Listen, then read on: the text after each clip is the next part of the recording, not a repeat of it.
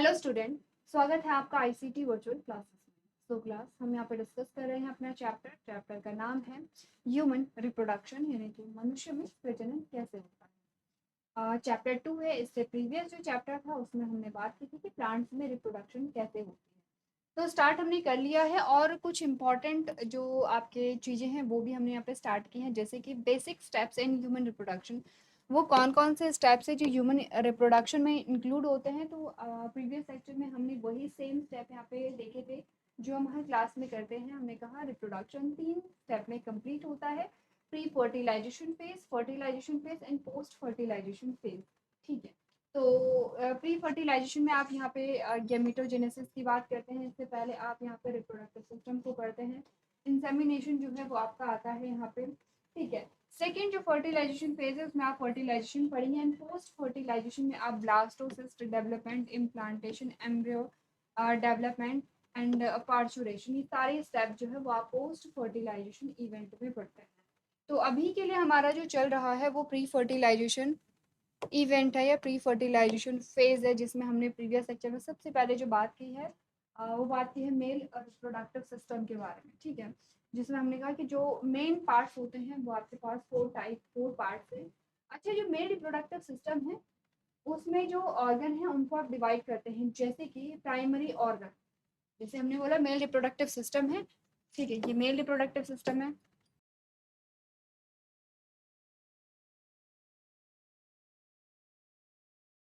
इसमें पहला जो होता है वो होता है प्राइमरी ऑर्गन।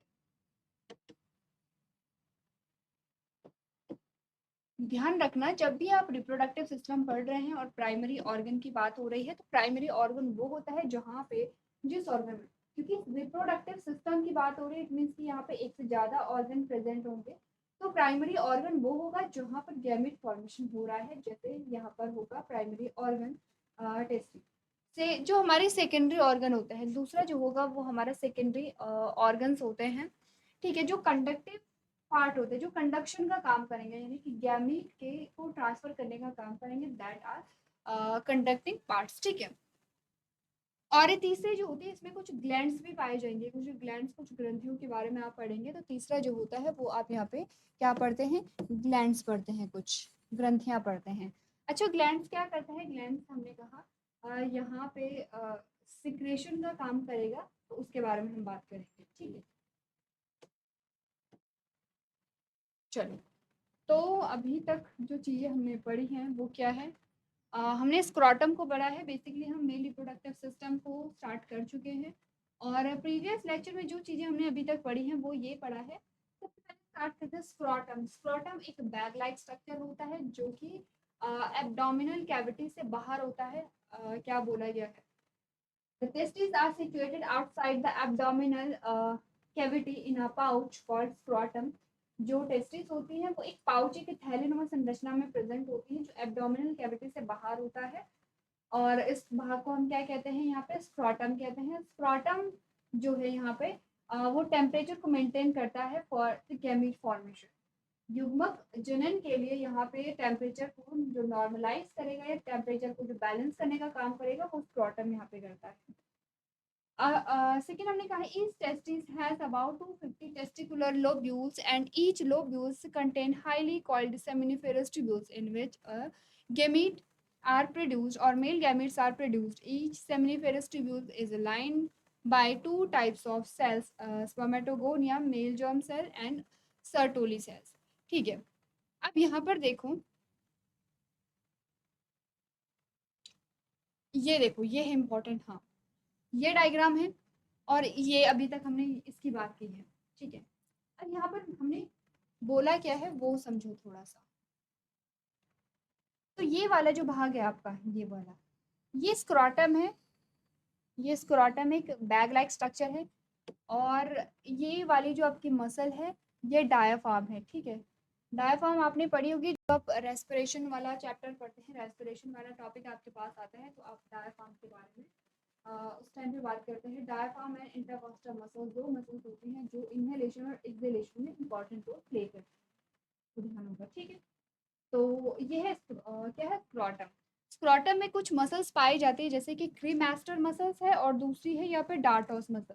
ये वाली क्रीमेस्टर है। ध्यान रखना क्रीमेस्टर मसल जो है वो स्केलेटल मसल्स है। स्केलेटल मसल्स का मतलब क्या होगा, ये वॉलंटरी होगी या इनवॉलंटरी होगी। मसल्स पढ़ी है क्लास 9th में आपने पढ़ी है मसल्स, ठीक है। तो क्रीमेस्टर मसल्स क्योंकि स्केलेटल मसल्स है इसीलिए ये कैसी होती हैं यहाँ पे वॉलंटरी मसल्स होती हैं।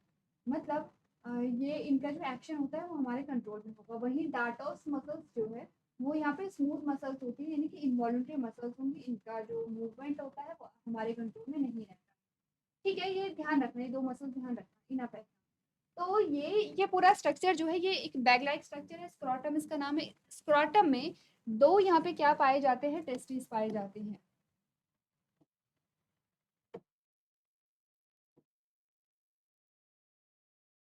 स्क्रोटम में दो टेस्टिस यहाँ पे पाई जाती हैं, ठीक है। अब बोला ये गया कि हर टेस्टिस में, मतलब दोनों में बात हो रही है कि हर टेस्टिस में क्या पाई जाती है, testicular lobule. And the number of testicular lobule कितना है नंबर यहाँ पे 250। यही तो बोला है, वापस से आओ। Each testis has about 250 testicular lobules. हर एक टेस्टिस में कम से कम 250 टेस्टिकुलर लोब्यूल्स होते हैं, ठीक है। अब टेस्टिकुलर लोब्यूल के स्ट्रक्चर्स होते हैं यहाँ पे, तो ये बात तो ठीक है। तो इसके अंदर ये हमने क्या दिखा रखे हैं, ये टेस्टिकुलर लोब्यूल्स दिखा रखे हैं। अब टेस्टिकुलर लोब्यूल, हर टेस्टिकुलर लोब्यूल के अंदर 2 से 3 सेमिनिफेरस ट्यूब्यूल्स, यानी कि स्क्रोटम के अंदर टेस्टिस, टेस्टिस के अंदर टेस्टिकुलर लोब्यूल, टेस्टिकुलर लोब्यूल के अंदर सेमिनिफेरस ट्यूब्यूल। ध्यान से पढ़ना है, ठीक है। तो देखो इजी है, कैसा रिलेट करोगे। स्क्रोटम के अंदर टेस्टिस होते हैं तो टेस्टिस के अंदर क्या होगा, टेस्टिकुलर लोब्यूल होगा। टी से आप रिलेट करेंगे। तो पहले टेस्टिकुलर लोब्यूल होगा, टेस्टिकुलर लोब्यूल के अंदर सेमिनिफेरस ट्यूब्यूल्स आएंगे, ठीक है। तो चलो ये हो गया है। यहाँ पे इसमें भी 250 टेस्टिकुलर लोब्यूल है, इसमें भी 250 टेस्टिकुलर लोब्यूल है। हर टेस्टिकुलर लोब्यूल की बात हो रही है। 250 जो टेस्टिकुलर लोब्यूल है उनमें से हर टेस्टिकुलर लोब्यूल में 2 से 3 क्या होते हैं, सेमिनिफेरस ट्यूब्यूल्स रहती हैं। ये जो यहाँ पे हमने अंदर दिखा रखे हैं सेमिनिफेरस ट्यूब्यूल्स रहती हैं। सेमिनिफेरस ट्यूब्यूल्स में कुछ स्ट्रक्चर हमने पढ़े हैं, कुछ सेल्स हमने पढ़ी हैं, जैसे कि ये वो जो सेल्स हैं, ये वाली जो आपको येलो कलर में दिखाई गई हैं, इनको सर्टोली सेल या नर्स है। नर्स का मतलब, नर्स आपने वर्ड सुना होगा हॉस्पिटल में जो नर्स होती है, तो वही आपने कहा जो सर्टोली सेल है उन्हें नर्स सेल भी कहते हैं। क्या काम होता है धीरे धीरे बात करेंगे। इसके अलावा आपने कहा स्पर्मेटोगोनिया होता है, जो मेल जर्म सेल है। इससे क्या होगा यहाँ पे जो मेल गैमेट है उनका फॉर्मेशन होगा स्पर्मेटोगोनिया से। ये जो सर्टोली सेल है ये आपस में टाइटली कनेक्टेड रहती हैं with the help of tight junction. ये देखो जो यहाँ यहाँ पे हमने डार्क ब्लू कलर के दिखा रखे हैं, ये है यहाँ पे टाइट जंक्शन, ठीक है। अभी तक हमने सिर्फ 3 लेवलिंग की है, और वो 3 लेवलिंग आप एक बार यहाँ पे भी देखो। ये टेस्टिस है, यहाँ पे ये स्क्रोटम है, पूरा बैग लाइक स्ट्रक्चर ये टेस्टिस स्क्रोटम है, और स्क्रोटम के अंदर 2 यहाँ पे टेस्टिस पाई जा रही हैं, ठीक है। अब यहाँ पर जो आपने स्ट्रक्चर देख लिए हैं स्पर्मेटोगोनिया, देखो ये स्पर्मेटोगोनिया है, सर्टोली सेल है, ये सर्टोली सेल है, ये सर्टोली सेल है। और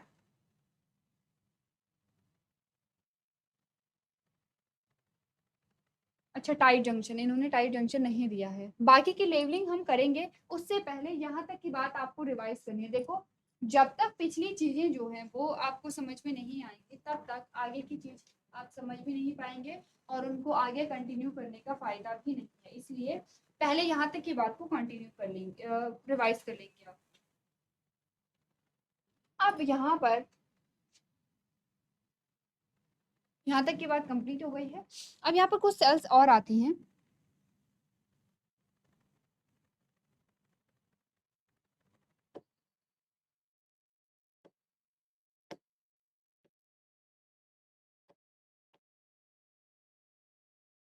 इनका नाम है यहाँ पे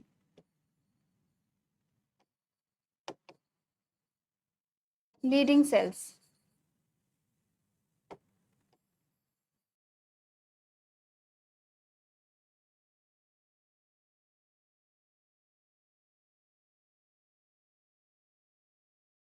लीडिंग सेल या इनको इंटरस्टिशियल सेल भी कहते हैं, और इनका नाम है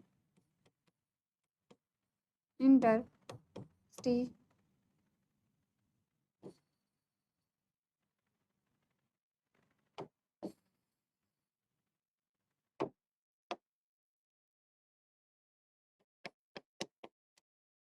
इंटरस्टिशियल सेल, ठीक है। इनका काम क्या होता है, यहाँ पे इंटरस्टिशियल सेल जो है वो टेस्टोस्टेरोन को रिलीज करती हैं, तो ये जो है रिलीज करेंगी टेस्टोस्टेरोन को,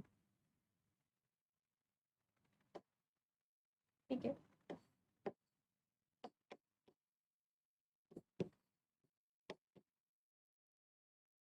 टेस्टोस्टेरोन को, ये इंपॉर्टेंट है, लीडिंग सेल यहाँ पे नोट करो। अब हम यहाँ पर देखेंगे हार्मोनल कंट्रोल जो है यहाँ पे वो किस प्रकार से एक्ट करते हैं, उसके बारे में हम यहाँ पे बात करेंगे। चलो क्लियर है, आगे बढ़े। अब यहाँ हो गया है, इसको एक बार देख लेना, ये इंटरस्टिश, चलो लिख ही लेते हैं, इंटरस्टिशियल सेल।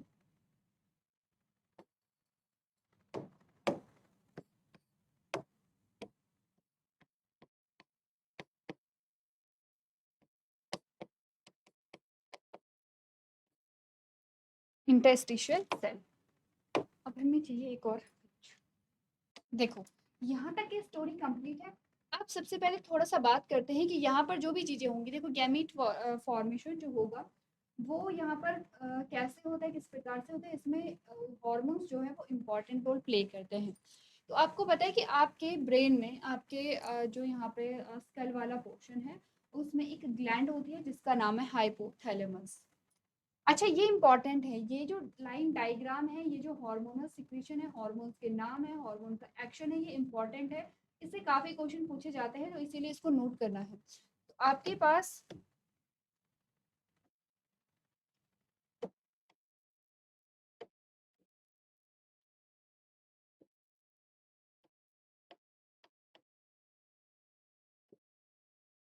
ये है हाइपोथैलेमस, ठीक है। हाइपोथैलेमस आपके ब्रेन में एक क्या होती है, ग्लैंड होती है। हाइपोथैलेमस जो है वो यहाँ से सिक्रीट करता है GnRH। ये जो GnRH है इसकी फुल फॉर्म है गोनेडोट्रोपिन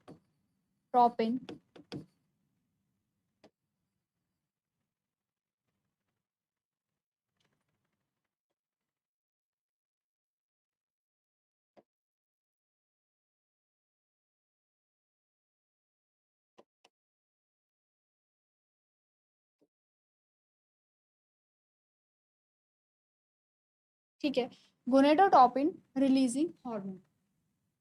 फुल फॉर्म जो है वो आपको याद रखना, ठीक है, क्लियर है, GnRH। अब ये क्या करेगा, GnRH को यहाँ पे रिलीज करेगा। GnRH जो है वो पिट्यूटरी पे एक्ट करता है, तो आपने कहा GnRH जो है वो जाएगा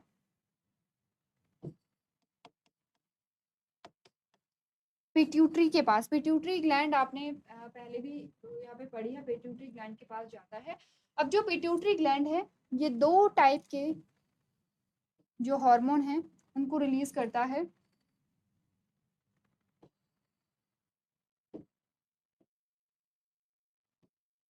एक का नाम है LH और दूसरे का नाम है FSH। इनकी फुल फॉर्म एक बार नोट कर लो।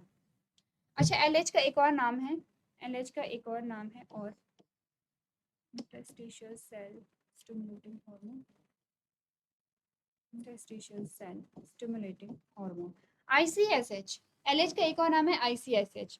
LH की फुल फॉर्म लिखो ल्यूटिनाइजिंग हार्मोन, LH की फुल फॉर्म है ल्यूटिनाइजिंग हार्मोन या ICSH। ICSH का मतलब होता है interstitial cell stimulating hormone. FSH की जो फुल फॉर्म है वो है फॉलिकल स्टिमुलेटिंग हार्मोन। तो ICSH की फुल फॉर्म में लिख लेती हूँ, इंटरस्टिशियल सेल स्टिमुलेटिंग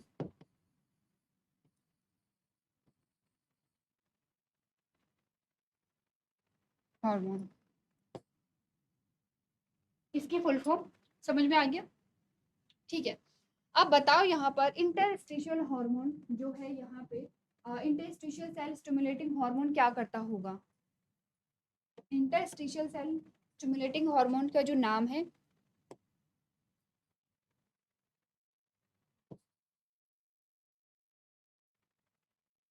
उसी से आपको काफी सारी चीजें पता चल जाती है। स्टिमुलेट का मतलब समझते हैं? स्टिमुलेट का मतलब होता है यहाँ पे किसी भी चीज को यहाँ पे एक्टिव करना, किसी भी एक्शन को यहाँ पे इनिशिएट करना, वो क्या होता है यहाँ पे स्टिमुलेट करना होता है। जैसे कि आप कोई भी रिस्पॉन्स देते हैं तो किसी स्टिमुलस के रिस्पॉन्स में देते हैं, कोई स्टिमुलस है, कोई उद्दीपक है, वो आपके सामने, आपने किसी चीज को देखा तो आप उसके प्रति क्या करेंगे, रिस्पॉन्स करेंगे। वैसे ही ये जो ICSH है ये भी स्टिमुलेट करने का काम करता है। किसको स्टिमुलेट करेगा वो देखेंगे। देखो जब भी यहाँ पे क्या होता है, प्यूबर्टी हिट करती है, मेल की बात हो रही है, तो जब भी प्यूबर्टी हिट करती है तो आपका जो हाइपोथैलेमस है वो GnRH को रिलीज करने लगेगा। GnRH की फुल फॉर्म है गोनाडोट्रोपिन रिलीजिंग हार्मोन। ठीक है, GnRH जो है वो पिट्यूटरी के पास जाएगा, और पिट्यूटरी जो है वो दो टाइप के GnRH यहाँ पे, ये दो टाइप के हार्मोन जो है वो रिलीज करेगा। एक का नाम है LH या ICSH, और दूसरे का नाम है FSH। ठीक है, LH की फुल फॉर्म है ल्यूटिनाइजिंग हार्मोन,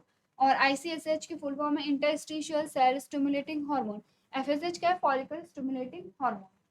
ठीक है, अब देखो यहाँ पे ये प्रोसेस चलती है। जैसे ही LH और FSH यहाँ पर रिलीज होते हैं तो LH यहाँ पर जाता है किसके पास, लीडिंग सेल के पास। इसको नर्व सेल भी लिख रहे हैं, ठीक है, नर्व सेल। ये जाएगा कहाँ, लीडिंग सेल के पास जाएगा। तो जब लीडिंग सेल के पास,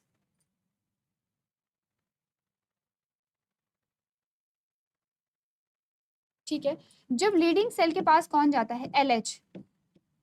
LH जब लीडिंग सेल के पास जाता है तो ये सेल स्टिमुलेट होती है, ये सेल एक्टिव होती है, और लीडिंग सेल से क्या बनता है यहाँ पे, लीडिंग सेल, या इसका नाम इंटरस्टिशियल सेल भी है, थोड़ा ऊपर, इसी का नाम इंटरस्टिशियल सेल है। ठीक है, थोड़ा दूर हो गया है, लीडिंग सेल है, इंटरस्टिशियल सेल इसको इसीलिए तो कहा गया है। देखो LH क्या है एक्चुअली में, interstitial cell stimulating hormone. LH एक ऐसा हार्मोन है, या ICSH एक ऐसा हार्मोन है जो इंटरस्टिशियल सेल को स्टिमुलेट करता है। इंटरस्टिशियल सेल कौन सी है यहाँ पे, लीडिंग सेल है। तो जैसे ही LH इसके पास आएगा, लीडिंग सेल या इंटरस्टिशियल सेल स्टिमुलेट होगी, और जैसे ही ये स्टिमुलेट होती है तो यहाँ से रिलीज होता है टेस्टोस्टेरॉन।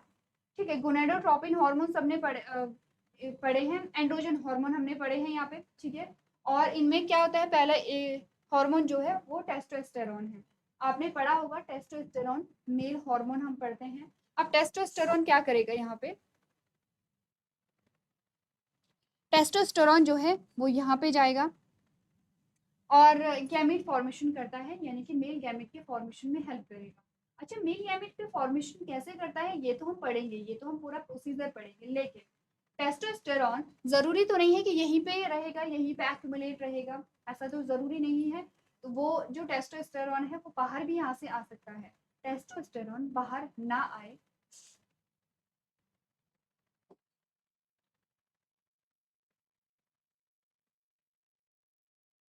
टेस्टोस्टेरॉन जो है वो बाहर ना आए, इसके लिए यहाँ पे आ जाओ FSH। अब FSH जो है उसका भी एक काम है, FSH जाएगा किसके पास जाएगा, लीडिंग सेल के पास जाता है। तो चलो कहाँ पर है लीडिंग सेल, लीडिंग सेल नहीं, सर्टोली सेल, लीडिंग के पास LH जाएगा। मैं फिर से करेक्ट करती हूँ, लीडिंग सेल के पास LH जाएगा, FSH आता है सर्टोली सेल के पास। तो यहाँ पर ये सर्टोली सेल है, यहाँ पर FSH आता है। जैसे ही FSH यहाँ पर आएगा तो जो सर्टोली सेल है या जो नर्व सेल है उसमें क्या वो स्टिमुलेट होगी, और सर्टोली सेल यहाँ पर एक मटेरियल जो है उसको रिलीज करती है, एक प्रोटीन जो है उसको रिलीज करती है, जिसका नाम है एंड्रोजन बाइंडिंग प्रोटीन। ठीक है, तो ये यहाँ से कुछ चीजें क्या करने लगेंगी, रिलीज करने लगेंगी।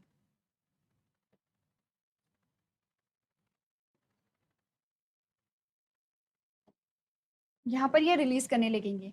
इसने एक्चुअली में रिलीज क्या किया है, इसने रिलीज किया है ABP, शॉर्ट में ABP कहते हैं, फुल फॉर्म है इसकी, इधर लिखते हैं androgen binding protein. Full form क्या है, ABP की फुल फॉर्म है एंड्रोजन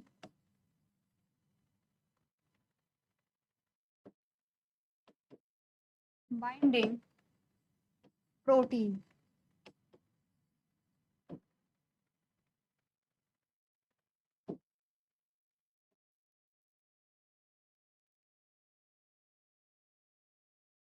ठीक है, एंड्रोजन बाइंडिंग प्रोटीन, क्लियर है इतना। एंड्रोजन बाइंडिंग प्रोटीन का काम क्या है? ये जो टेस्टोस्टेरॉन है इसे बाहर नहीं जाने देता है। फिर से सम अप करते हैं, क्योंकि जो ये हार्मोनल सिक्रीशन है ये आपसे पूछा जाता है। हमने कहा एलएच और एफएसएच का काम पूछते हैं। पहले ये सिक्रीशन देखो, हाइपोथैलेमस ग्लैंड है हमारे ब्रेन में प्रेजेंट होती है, जो जीएनआरएच को रिलीज करती है। जीएनआरएच पिट्यूटरी के पास जाएगा, बेसिकली पिट्यूटरी को स्टिमुलेट करेगा। पिट्यूटरी दो टाइप के हार्मोन रिलीज करते हैं, एलएच या ल्यूटिनाइजिंग हार्मोन, या आईसीएसएच या इंटरस्टिशियल सेल स्टिमुलेटिंग हार्मोन, और दूसरा है एफएसएच यानी कि फॉलिकल स्टिमुलेटिंग हार्मोन।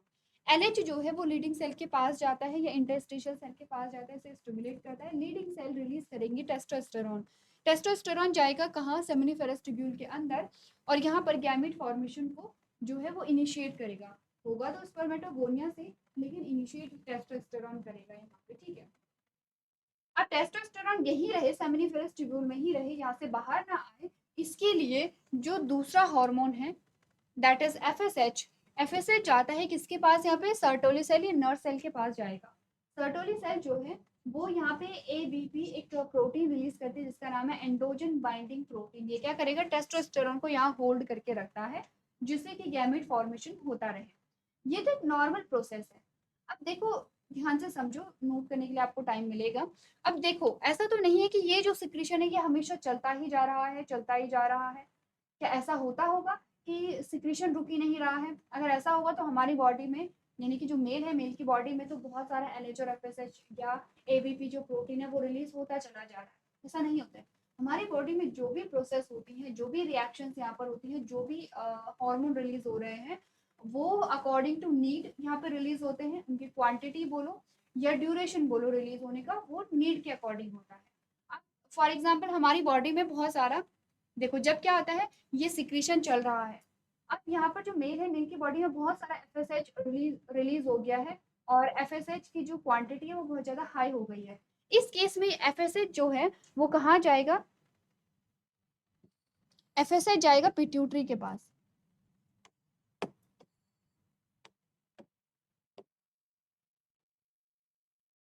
एफएसएच जो है वो पिट्यूटरी को क्या देता है?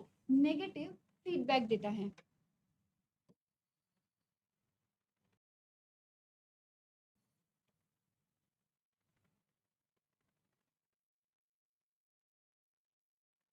ठीक है, इसी नेगेटिव फीडबैक को हम ऐसे लिखते हैं, नेगेटिव फीडबैक, जो यहाँ पे दिखा देता है कि इसका मतलब नेगेटिव फीडबैक है। तो कर दें हम, क्योंकि हमें यहाँ पर और ज़्यादा लेबलिंग थोड़ा सा करनी होंगी, तो मैं यहाँ पे लिखती हूँ कि एफएसएच जो है वो पिट्यूटरी को नेगेटिव फीडबैक देता है, क्योंकि पिट्यूटरी ही तो यहाँ पे एलएच और एफएसएच को सीक्रेट कर रहा है। तो जब पिट्यूटरी के पास ये नेगेटिव फीडबैक जाता है तो ये एफएसएच और एलएच के सिक्रेशन को स्टॉप कर देता है। एफएसएच सिर्फ पिट्यूटरी को ही नहीं बल्कि हाइपोथैलेमस को भी नेगेटिव फीडबैक देगा, ठीक है, जिससे कि, क्योंकि हाइपोथैलेमस को तो, पिट्यूटरी को तो एट लास्ट हाइपोथैलेमस ही कमांड दे रहा है। सेम जो एलएच है वो भी यही फंक्शन करेगा। एलएच जो है वो पिट्यूटरी को क्या देगा? यहाँ पे नेगेटिव फीडबैक देता है। और ये मैकेनिज्म हमारी बॉडी में नॉर्मली चलता है, सिर्फ ऐसा नहीं कि यहाँ पर चल रहा है, और जगह भी ऐसा होता है कि जब हॉर्मोन्स जो है वो आवश्यकता से ज्यादा रिलीज हो जाते हैं तो वो खुद ही ये जो हार्मोन है ये नेगेटिव फीडबैक देना शुरू कर देते हैं। तो एफएसएच की क्वांटिटी ज्यादा हुई, इसने नेगेटिव फीडबैक दिया तो इसका सिक्रेशन कम हो गया है। एलएच का सिक्रेशन जब ज्यादा हुआ तो इसने नेगेटिव फीडबैक दिया तो इसका सिक्रेशन कम हो जाता है। इस तरीके से बैलेंस चलता रहता है सब कुछ। पहले तो ये नोट करो, यहाँ पर क्या नोट करना है, सिर्फ यही तो, सर्टोली सेल पहले से है, स्पर्मेटोगोनिया आपने पहले से लिखा है, लीडिंग सेल जिसको इंटेस्टिशियल सेल भी कहते हैं, और एक है एबीपी। दो चीजें हैं जो आपने नोट कर ली होंगी, ये नोट करो जो कि इंपॉर्टेंट है यहाँ पे। चलो यहाँ तक की बात क्लियर है, तो नेक्स्ट लेक्चर में थोड़ा सा गैमेट फॉर्मेशन के बारे में आप बात करेंगे, मेल गैमेट फॉर्मेशन के बारे में रीड करके लेकर के आएंगे, और यहाँ तक का जो कंटेंट है वो आप लोग रिवाइज करेंगे। तो आज के सेशन में हम इतना ही करेंगे। अभी तक क्लास में बने रहने के लिए आपका